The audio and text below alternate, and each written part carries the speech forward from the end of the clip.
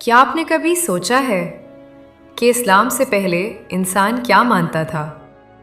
کیا انسان ہمیشہ ایک خدا کو مانتا آیا ہے؟ یا انسان نے خوف کے عالم میں اپنے خدا خود تراشے؟ کبھی سورج کے سامنے جھک کر، کبھی آگ کو مقدس سمجھ کر، اور کبھی ایک انسان کو ہی خدا مان کر۔ یہ کہانی صرف بتوں کی نہیں، یہ کہانی انسان کی اپنی فطرت کی ہے، اس فطرت کی جو سچ کو پہچاننے کے باوجود اکثر گمراہ ہو گئی۔ آج صدائے حق پر ہم تاریخ کے اس دور میں جائیں گے جہاں خدا کی تلاش جاری تھی اور انسان سجدہ کرنے کے لیے کسی نہ کسی طاقت کی تلاش میں تھا۔ اسلام سے پہلے انسان کیا مانتا تھا؟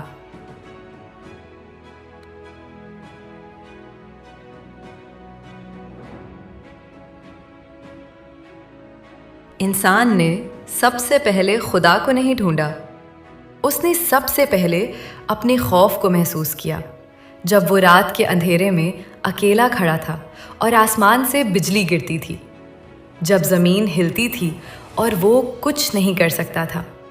تب انسان نے پہلی بار سوچا کہ وہ اکیلا نہیں ہو سکتا۔ یہ سوال علم سے پیدا نہیں ہوا، یہ سوال خوف سے پیدا ہوا، کیونکہ جہاں انسان کی طاقت ختم ہوتی ہے وہیں سے عقیدے کی ابتدا ہوتی ہے۔ وہ طاقت جو نظر نہیں آتی تھی لیکن محسوس ہوتی تھی، وہ قوت جو کبھی بارش بن کر برستی اور کبھی آفت بن کر ٹوٹ پڑتی۔ انسان نے اسے نام نہیں دیا تھا، مگر وہ جان چکا تھا کہ اس دنیا میں کوئی اس سے بڑا ضرور ہے۔ اور یہی لمحہ تھا جب انسان نے پہلی بار کسی نظر نہ آنے والی طاقت کے سامنے سر جھکایا۔ لیکن مسئلہ یہ تھا کہ وہ طاقت نظر نہیں آتی تھی اور انسان دیکھے بغیر ماننے کا عادی نہیں تھا۔ یہی وہ کمزوری تھی جہاں سے اصل بھٹکاؤ شروع ہوا۔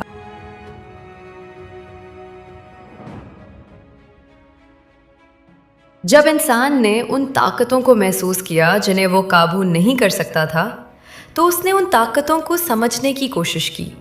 لیکن مسئلہ یہ تھا کہ انسان کے پاس علم نہیں تھا، صرف تجربہ تھا۔ اس نے دیکھا کہ سورج نکلتا ہے تو زندگی جاگتی ہے، فصلیں اگتی ہیں، جانور زندہ رہتے ہیں اور سردی پیچھے ہٹ جاتی ہے۔ تو اس نے سوچا، یہ سورج عام چیز نہیں ہو سکتا۔ پھر اس نے دیکھا کہ بارش آتی ہے تو زمین زندہ ہو جاتی ہے، اور جب بارش رک جائے تو قحط آ جاتا ہے۔ تو اس نے بارش سے مانگنا شروع کیا۔ اسی طرح آگ، جو کبھی کھانا پکاتی تھی اور کبھی سب کچھ جلا دیتی تھی۔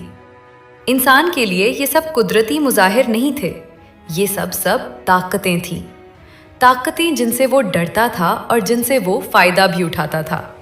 اور انسان نے ہمیشہ طاقت کے آگے سر جھکایا ہے۔ اسی لیے آہستہ آہستہ سورج خدا بن گیا، بارش خدا بن گئی، آگ خدا بن گئی، اور پہاڑ جو زمین سے بھی زیادہ مضبوط دکھائی دیتے تھے مقدس سمجھے جانے لگے۔ یہاں انسان جان بوجھ کر مشرک نہیں بنا تھا، وہ صرف اپنی سمجھ کے مطابق سچ تک پہنچنے کی کوشش کر رہا تھا۔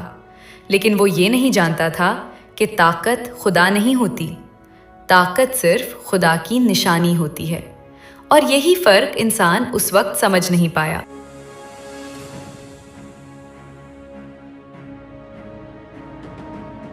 انسان ایک بات ابھی تک قبول نہیں کر پایا تھا کہ وہ جس طاقت کے آگے جھکتا ہے وہ نظر نہیں آتی۔ وہ سن تو لیتا تھا لیکن دکھائی نہیں دیتا تھا، اور انسان دیکھے بغیر ماننے کا عادی نہیں تھا۔ اسی لیے اس نے ایک راستہ نکالا۔ اس نے کہا، اگر خدا نظر نہیں آتا تو کیوں نہ ہم اس کی ایک شکل بنا لیں۔ یہ شکل شروع میں خود خدا نہیں تھی، یہ صرف یاد دہانی تھی، ایک علامت، ایک نشانی۔ لیکن آہستہ آہستہ نشانی مقصود بن گئی اور خدا پس منظر میں چلا گیا۔ یہی سے بت پرستی نے جنم لیا۔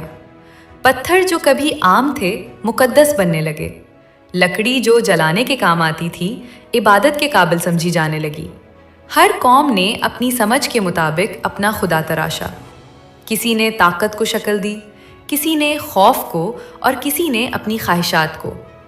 وقت گزرتا گیا اور بت زیادہ ہوتے گئے۔ یہاں تک کہ جزیرہ عرب میں بھی یہی منظر تھا۔ کعبہ جو کبھی ایک خدا کے نام پر بنا تھا، وہاں درجنوں نہیں سینکڑوں بت رکھ دیے گئے۔ ان میں کچھ خاص نام بھی تھے، لات و منات، عزا۔ یہ بت خالق نہیں تھے، لیکن انسان نے انہیں خالق تک پہنچنے کا ذریعہ سمجھ لیا تھا۔ یہی وہ نقطہ تھا جہاں نیت اور عمل الگ ہو گئے۔ انسان خدا کو چاہتا تھا، لیکن راستہ غلط چن بیٹھا۔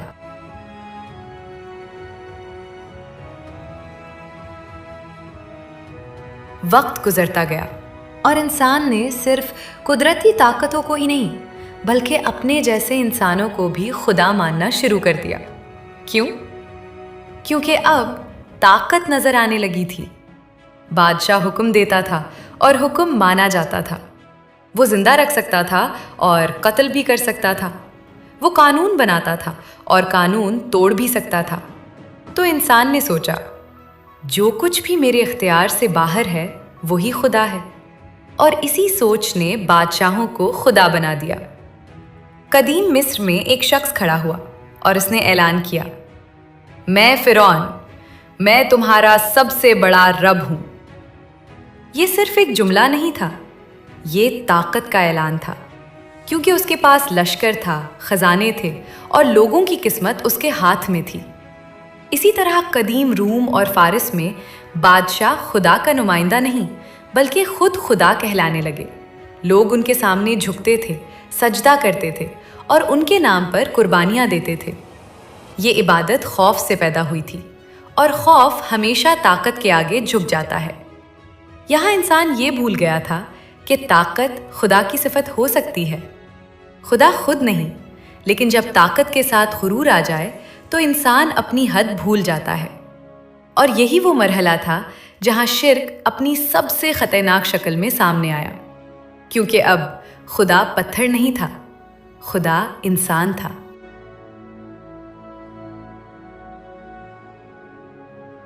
وقت کے ساتھ انسان ایک نتیجے پر پہنچا، اگر زندگی میں مسائل بہت ہیں تو شاید خدا بھی بہت ہوں۔ چنانچہ اس نے طاقت کو تقسیم کر دیا، بارش کے لیے ایک خدا، جنگ کے لیے ایک، اور محبت کے لیے الگ، اور موت کے لیے کوئی اور۔ اب ایک خدا ہر چیز کا ذمہ دار نہیں تھا، ہر کام کے لیے الگ ہستی تھی۔ یوں عبادت سادہ نہیں رہی، یہ ایک مکمل نظام بن گئی۔ قدیم یونان میں لوگ کہتے تھے، آسمان پر دیوتاؤں کی ایک دنیا ہے جہاں ہر خدا اپنی طاقت اور اپنی حدود رکھتا ہے۔ یونانی تہذیب، وہاں خدا انسانوں جیسے تھے، غصہ کرتے، محبت کرتے اور سازشیں بھی کرتے تھے۔ قدیم روم نے اسی تصور کو مزید پھیلایا۔ رومی تہذیب، خدا ریاست کے محافظ بن گئے اور عبادت قانون کا حصہ بن گئی۔ ادھر برصغیر میں ایک اور راستہ اختیار کیا گیا، ہندو مت۔ یہاں قدرت کی ہر طاقت خدا بن گئی، تخلیق، تحفظ اور تباہی، ہر مرحلے کے لیے ایک الگ دیوتا۔ یہ نظام انسان کو سکون تو دیتا تھا لیکن سچ نہیں دیتا تھا، کیونکہ اب انسان ایک خدا سے نہیں بلکہ بہت سے خداؤں سے خوفزدہ تھا۔ وہ یہ نہیں جانتا تھا کہ اگر خدا واقعی خدا ہیں تو پھر وہ ایک دوسرے سے لڑ کیوں رہے ہیں۔ یہی سوال آہستہ آہستہ اس نظام کی کمزوری بن گیا اور انسان پھر سے سوچنے پر مجبور ہو گیا۔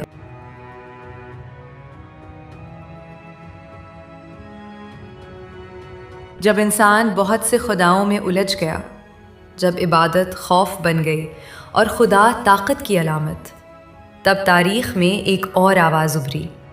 یہ آواز بادشاہوں کی نہیں تھی، یہ آواز فلسفیوں کی بھی نہیں تھی، یہ آواز انبیاء علیہم السلام کی تھی۔ وہ لوگ جو یہ نہیں کہتے تھے کہ ہم خدا ہیں، بلکہ کہتے تھے ہم خدا کے بھیجے ہوئے ہیں۔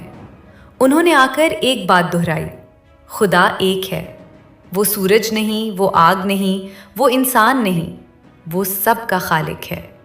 اس پیغام کے ساتھ سب سے پہلے انسان کو دوبارہ یاد کرایا گیا کہ طاقت خدا نہیں ہوتی، خدا طاقت کا مالک ہوتا ہے۔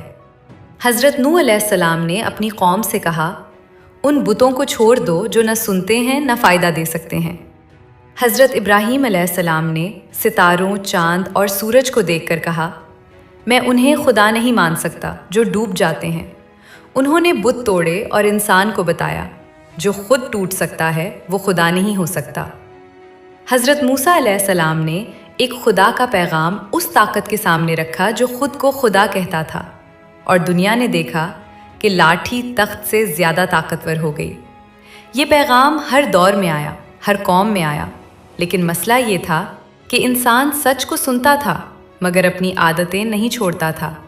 اسی لیے وقت کے ساتھ یہ پیغام یا تو بدل دیا گیا یا پھر بھلا دیا گیا، اور انسان دوبارہ اسی چکر میں پھنس گیا۔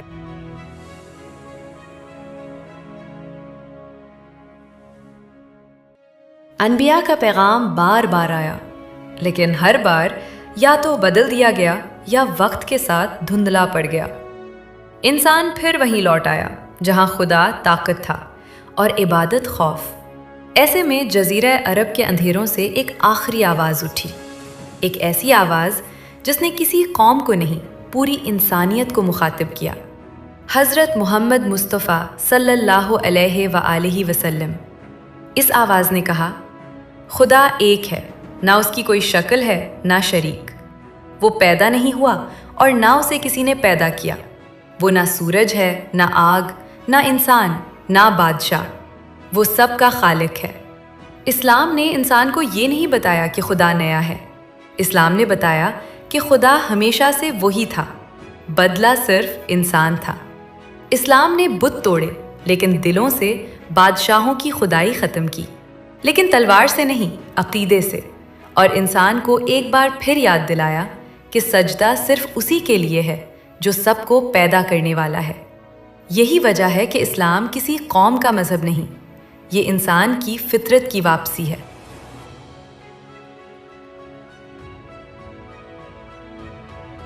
انسان نے صدیوں تک خدا کو تلاش کیا، کبھی پتھر میں، کبھی آگ میں، کبھی تاج و تخت میں، لیکن خدا کہیں چھپا نہیں تھا۔ انسان ہی راستہ بھٹک گیا تھا، اور اسلام نے آ کر کہا، رک جاؤ، دیکھو، سمجھو اور پہچانو کہ جسے تم ڈھونڈ رہے تھے وہ ہمیشہ تمہارے قریب تھا۔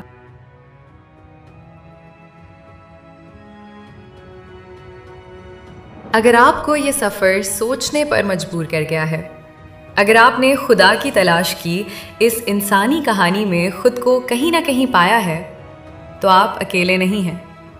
یہی سوال صدیوں سے انسان پوچھتا آیا ہے، اور یہی سوال ہم صدائے حق پر زندہ رکھنا چاہتے ہیں۔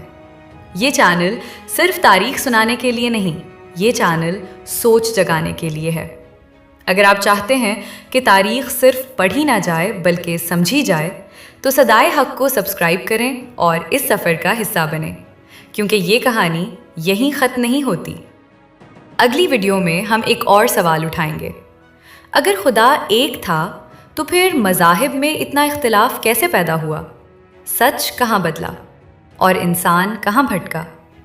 یہ سب اگلی قسط میں صدائے حق کے ساتھ۔